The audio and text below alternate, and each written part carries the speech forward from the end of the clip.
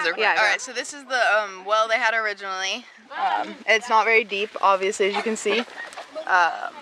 And The water's pretty dirty. if you'll come over here, shine it on me. And so all the money we raised, keep walking. Okay.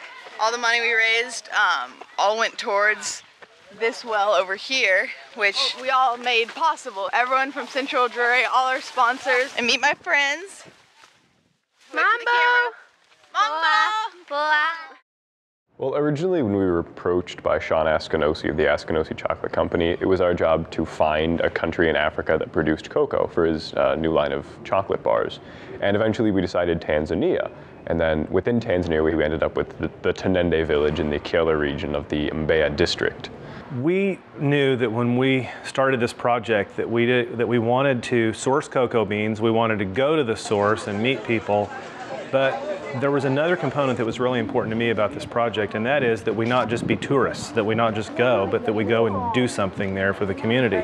So the Cocoa Honors Group collectively decided that a water well would be the best project, the most impactful on the community, and we were lucky to have Doug Pitt to help us and match our funds and drill the water well. Water is one of the biggest issues just because it's the catalyst for everything else. We can't bring in a school, a church, a medical dispensary, industry, education.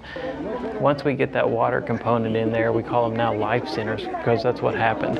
The well's there, good clean water's in place, the people thrive. I love the immediate impact a well makes. I mean, it's tangible. People are dancing, they're singing, they're happy, and it's a cool experience to know that literally yesterday they were suffering, and the day the well goes active, their lives are changed, and not just for a day, but literally a generation.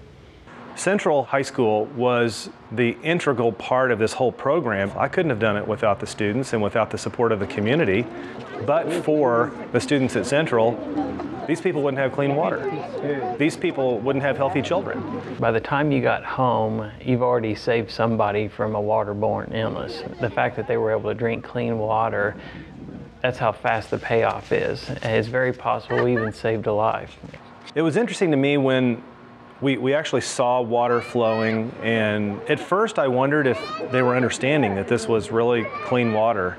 And I think really that this village was almost in shock that this was really happening to them. I mean, I think they viewed it as a miracle. The kids were, I think, my favorite part of the experience. They were so excited. It was really incredible to see that, just the way that they reacted. They were so happy. We saw a lot of just amazing things, and we met a lot of amazing people. But the thing that was the most impactful to me was watching the Cocoa Honors students and realizing the kind of impact that it was having on their lives. I think the idea of social entrepreneurship, of my responsibility to the rest of the world, were really brought home by this trip. One of the interesting things about travel is the lessons that we learn from the people. They really get the importance of community. They depend on each other, and they share things with each other. They have a lot to teach us.